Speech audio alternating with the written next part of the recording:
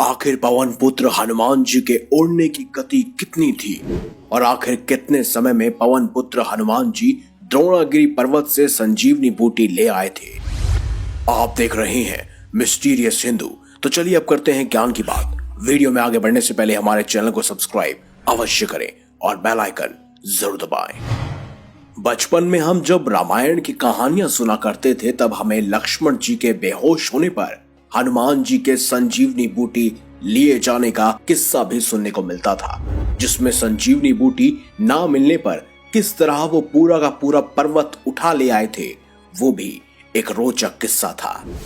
और आज के इस खास वीडियो में हम कुछ खास तथ्यों और आंकड़ों के अनुसार ये जानने की कोशिश करेंगे कि आखिर हनुमान जी के उस समय में वो रफ्तार क्या रही होगी जब वो हजारों किलोमीटर दूर संजीवनी बूटी लेकर आए थे। हम ये सब जानते हैं कि लक्ष्मण जी का मेघनाद के साथ युद्ध हुआ था। किस तरह लक्ष्मण जी ने रात को ही मेघनाद को युद्ध के लिए ललकारा। रामायण के अनुसार उस समय रात्रि का दूसरा पहर शुरू हो चुका था। जैसा कि हम सब जानते हैं कि रात्रि के 4 पहर होते हैं, जिसमें रात्रि का पहला पहर सूर्य अस्त होते ही शुरू हो जाता है और सूर्य उदय होने के साथ ही रात्रि का अंतिम यानी कि चौथा पहर भी खत्म हो जाता है। इसका मतलब है कि प्रत्येक पहर 3 घंटे का होता है। और अगर हम आधुनिक काल की घड़ी के हिसाब से देखें तो लक्ष्मण जी और मेघनाद का युद्ध लगभग 9 बजे शुरू हुआ था, जिसमें उनका युद्ध 1 पहर तक यानी कि 3 घंटे तक चला होगा। उसके बाद ही मेघनाद ने अपने शक्तिशाली अस्त्र का प्रयोग किया, जिससे लक्ष्मण जी मूर्छित हो गए। यानी कि लक्ष्मण जी के मूर्छित होने का कुल समय 12 बजे के आसपास रहा होगा। लक्ष्मण जी के मूर्छित होने से लेकर विभीषण द्वारा सुषेण वैद्य को लाने के लिए जब कहा गया तब उस समय कुल मिलाकर 1 घंटे का समय तो यूं ही निकल गया होगा, जिसमें आधे घंटे तो हनुमान जी ने भी श्री राम को संतावना दी होगी। तो कुल मिलाकर देखा जाए तो 1.5 घंटे और मान लीजिए, यानी कि जब हनुमान जी संजीवनी बूटी का पर्वत लेने गए थे तब कुल मिलाकर 1:30 बज रहे होंगे। वही हनुमान जी संजीवनी बूटी का पर्वत 5 बजे से पहले यानी सूर्य उदय से पहले ही ले आए थे। यानी कि मात्र 3.5 घंटे के अंदर ही हनुमान जी लंका से संजीवनी बूटी लेने द्रोणागिरी पर्वत और फिर द्रोणागिरी पर्वत से वापस लंका आए थे।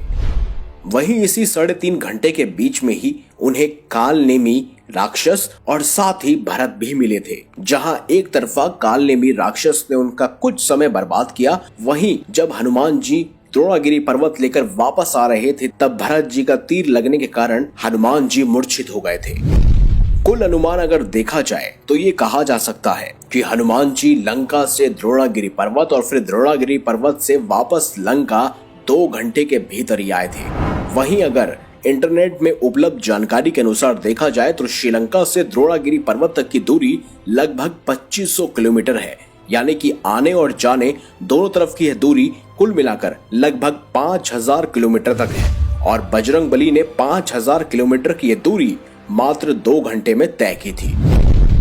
इस हिसाब से हनुमान जी के उड़ने की रफ्तार लगभग 2500 किलोमीटर प्रति घंटा से अधिक निकलती है।